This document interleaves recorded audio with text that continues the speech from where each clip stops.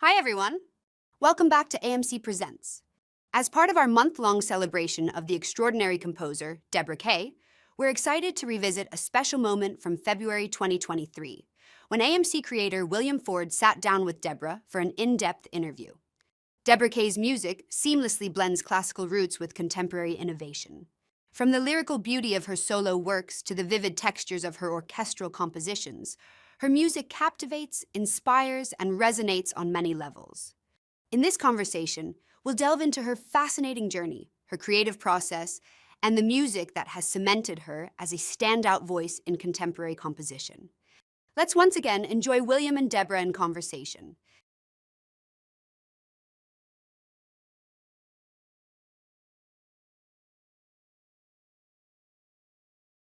So good to meet you. Hey, good to meet you also. Yes. I just have to say that even though I said not to use a fake background, Mhm. I'm using a fake background. So I just guess, rules are made to be broken, right? exactly. Where are you located? I am New York City based, but right now I'm out in California. I'm spending a little time out here in a beautiful place and I'm doing a lot of work. And I assume the weather's good there. Yes. I hate to tell you how nice. Oh, go ahead. I can take it. Well, I'm in the San Diego area, just outside of the city, and it was 68 yesterday, sunshine. I took a walk. Lovely. Oh, well, it'll Yeah, happen exactly. again. Keep the faith. the hope. Exactly. As I mentioned in my email, where I like to begin is generally at the beginning to try to understand what factors led to you becoming the success that you are. And as I read in your bio, you lived in Atlanta initially. I did. I was born in Motown, but we moved to Atlanta when I was 6. So that was a huge contrast, especially back then. Which portion of Atlanta did you live in? Northwest, the greater Buckhead area, How long did you live there? through high school. And then I guess I always had the urge to move north. I ended up going to college at Mannes College of Music. What was it like growing up in Atlanta at that time for you? And how did you get an interest in music? It was a great place to grow up. We could roam the woods freely and walk to school. It felt like a safe place then, and it was beautiful, all the trees. Musically, I was inspired to ask for piano lessons from hearing the overture to the Fantastics, the piano intro there. Then I started piano lessons, but there wasn't really at that time that much availability that I was aware of, or my family, for theory and a wider musical education.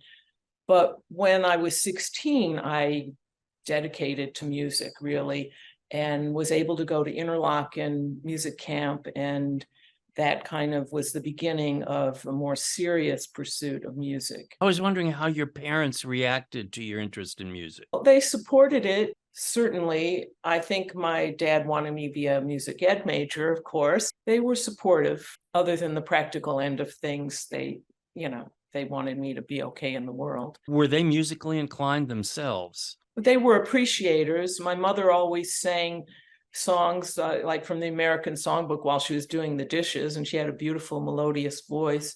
We had a lot of records around the house, and I had an Uncle Peter who sent us boxes and boxes, and because he worked for RCA in Columbia, and we'd get all these great recordings, and I could bring them in my room and listen. Really bonded with music, listening while falling asleep.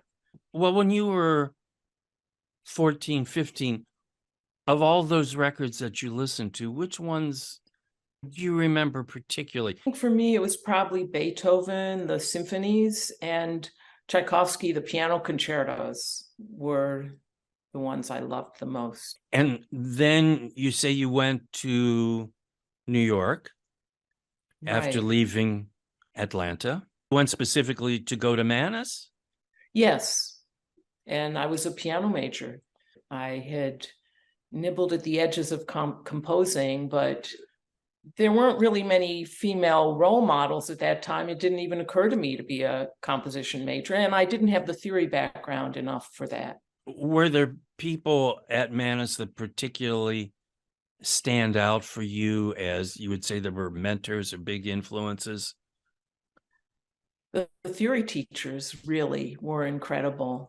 Well, of course, I studied with piano with Edith Oppens, the mother of Ursula, and she was an incredible musician. And she mentored me for a while. It's always a nice feeling, especially at that age. And then the theory department was incredible. We composed in the theory department, and it was a full service in terms of gave me the skills I needed later on to compose. Were you good at the piano in your own estimation?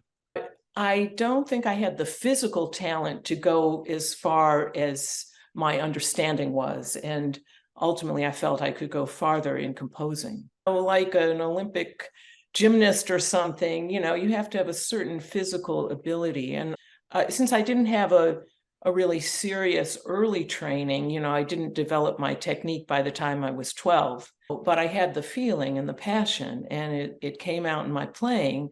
But I always felt a little limited technically. I'm glad I veered in another direction. Did you actually get feedback from your instructors and mentors that, well, maybe this isn't for you? No, they were always just trying to help me develop it. One teacher did say, I prepared for an audition. It was for Aspen summer program, and I did the pieces well. I learned how to do them. And she said, when she got me after a few weeks, was like, I didn't realize, basically the holes in your technique because your playing was so, beautiful or whatever. But no one discouraged me from pursuing. They were just trying to help me develop. Did that particular comment have were you devastated, or were you, oh no, that's a good point? That one didn't devastate me. Certainly other things were capable of it. I just was young and wide-eyed. I think I was 17.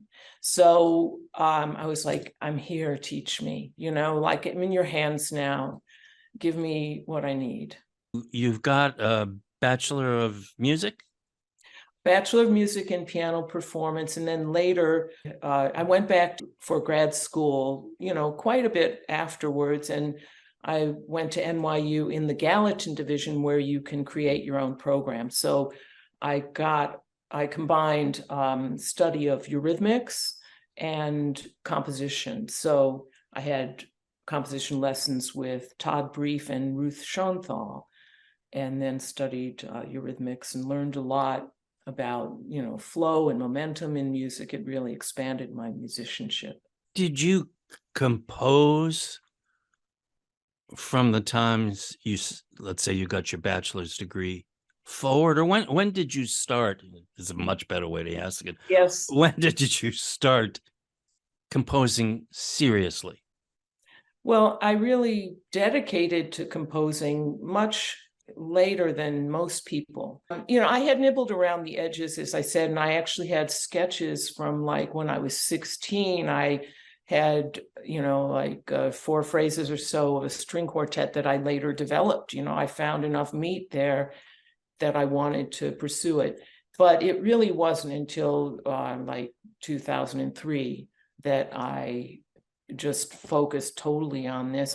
Although I did do a musical theater piece that was on off-Broadway in 1998, The Ugly Duckling, and it ran 3 times, did very well. Just jumping back to the sketches when you were 16, was it always in the back of your mind that, gee, I did these sketches and I need to go back? Or did you one day wake up and say, oh my goodness, look, I found my sketches from when I was 16. How did that play out? No, that one particularly haunted me. It seemed like, how you have certain themes in your life, or certain things that you need to get over, that initial wound that everyone gets somewhere along the way. And this one came out of that. I felt like I really wanted to, it was one of the pieces I wanted to write in my life. You made those sketches in response to some kind of life event. Not that you have to talk about it, but is that accurate? Yes. All right. Okay. When you did the Ugly Duckling? Yes. How did that come about? One thing leads to another. So when I moved to New York, I had a commission from the Fort Wayne Children's Choir to write a cantata. And then I wanted to put it into a chamber opera. So we did that at Steinway Hall. And then the woman, bless her heart, who helped my contact at Steinway Hall, connected me with this children's theater, family theater company that was just getting started. And it was a great collaboration. And we did the Ducks. The process really grew out of people that you knew. Yes. It's always been organic growth, one thing leading to the other. Have you ever responded to like a request from a foundation or something to submit music or to get grant funds, for example, to support your composition?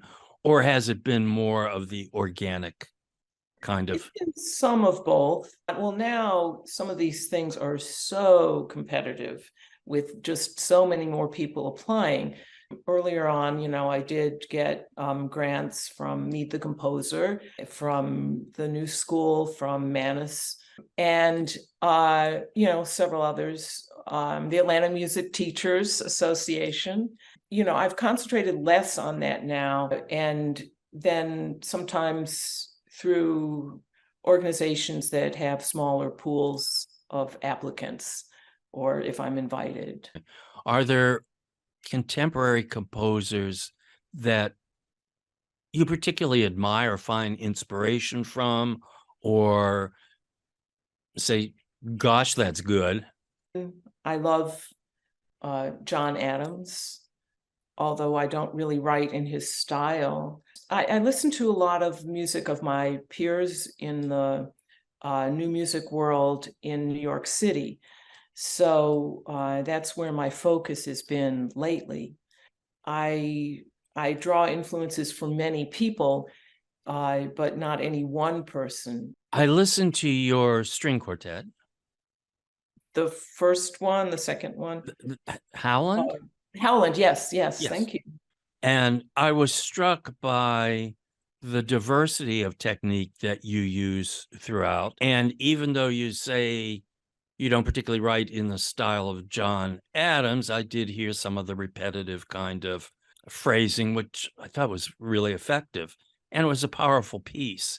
So this one was a commission from the Howland Chamber Music Circle to celebrate their 25th anniversary. And I tried to tell the story of how they formed, and the second movement of that one quotes the Tchaikovsky String Quartet second movement, which we had just heard at that series. It was written at about the time that the building, very special historic building, was built. So that seemed, I tried to tie it into things and just kind of the adventure story of the founders who created it. And then this series is in the Hudson Valley, and there are lots of birds. So there's one part that might remind you of bird song. It ends with the fiddling finish, kind of the roots music of the area as well. I love combining different styles and textures. For me, the music comes out of the sound and what it makes you feel viscerally. When you sit down to create a piece, do you have it in mind, the direction you want it to take, or does it grow, again, using the overused word organically, from you write down 3 notes and it goes from there? How does that generally work for you? Some of both, really. I like to know the heart of the piece, the meat of it, and somewhat maybe of the trajectory. And then I just splash in and try to get distinctive kind of response, and then see if it's working or not, and why not, if not. Always have a flexible idea. Even if I thought I knew how it was going to end, I can change. Like when I was thought I was breaking up with my partner, I wrote a duet for 2 violins, and it was sad, and they were close. And then, at the end, of course, I knew what the end was going to be. They were going to break up.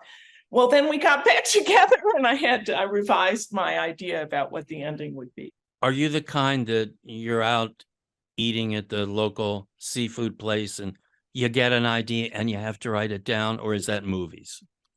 For me, I mean, some people, that's what happens. Every now and then that happens, especially if I'm on a deadline, right? That brings it out of you. You got to be, incubating all the time. So you might actually write something down, like you're finishing your soul or something, and all of a sudden, this pops in and you write it down, or you just keep it in mind? Well, I'll sing it into my phone now. I put it in the voice message thing. Do you use any like notation software, or do you do it all yourself? I use Finale. I listen back on the MIDI, and then I go to the piano, and I always it varies. If I'm writing a piano piece, I'm at the piano more. I never thought I'd be sitting at a computer to write music when I started, but and I always check things at the piano, often singing a line or, to make sure how it feels to be in the piece as a performer too, and check it at the piano. Have you ever written a piece not knowing where it was going to go? Yes. I work a lot with Composers Concordance in New York, and I get asked to write a lot of short pieces for them. So they do weird combinations sometimes. This one was for bass flute and double bass. And I thought, what am I going to do with that? This one really came out of the sound, and I didn't have like an emotional idea or a story of any sort in mind. And I thought, well, then let it come out of the sound. And how am I going to differentiate? They usually play similar roles, the low notes. Or how am I going to not have them step on each other's toes? I wanted to find textures that gave more contrast, and did a lot of percussive things on the bass, even tapping and sounds. You can get a lot of resonant sounds out of the big bass, and then some duet type material. And it just was, I called it Submarine Dreams. And what did you think of the piece when you were done? I love it. What part of it do you particularly love? I love the interaction between the two instruments. I love that they're differentiated by texture, that there's a kind of rhythmic groove going on from the bass sometimes. And I always seem to have a lyricism, and I love rhythm and dance things, and also, so it combines a lot of different things. I'm always kind of struck when I hear conductors interviewed on radio. We don't ever hear them interviewed on television anymore because those days are gone. But they will talk about a great piece of work and the emotion it's conveying. And being a psychologist, I'm kind of the Stravinsky school that says, well, music is simply music.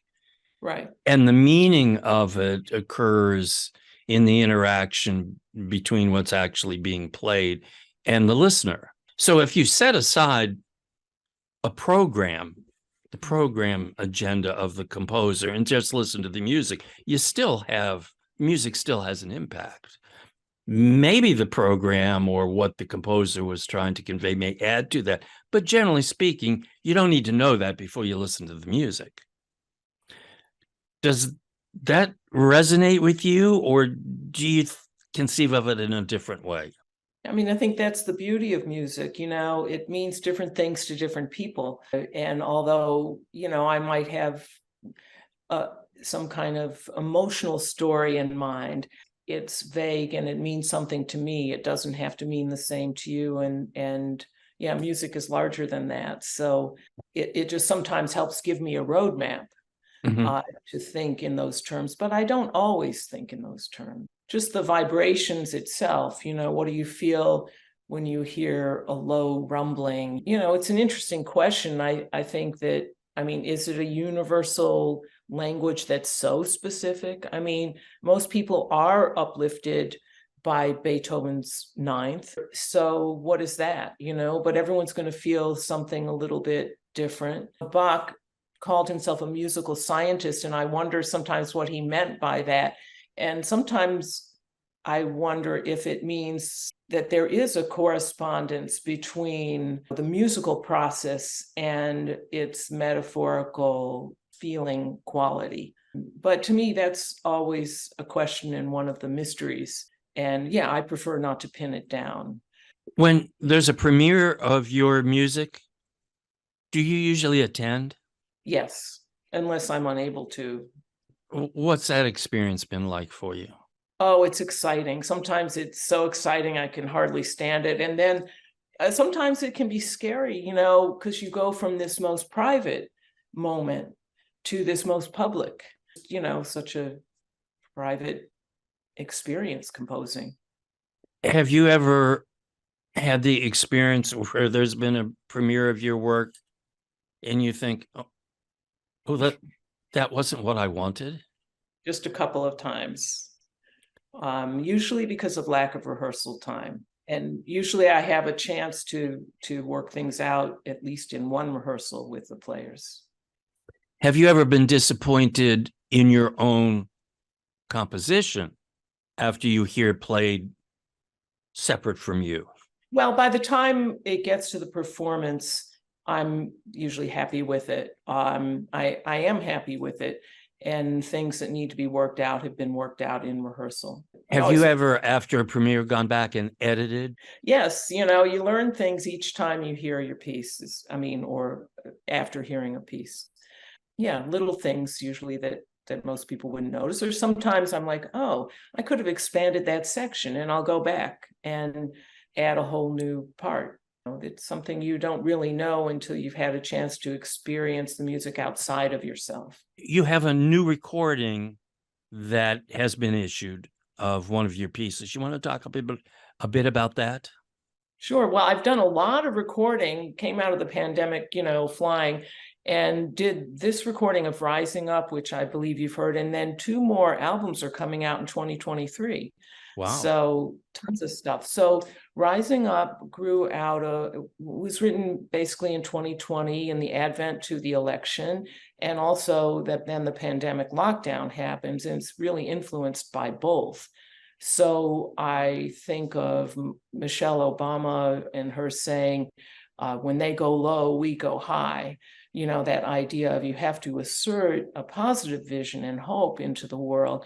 And then, during the lockdown, I pulled a book off the shelf that I'd been wanting to read for a long time. It was The Brothers Karamazov by Dostoevsky.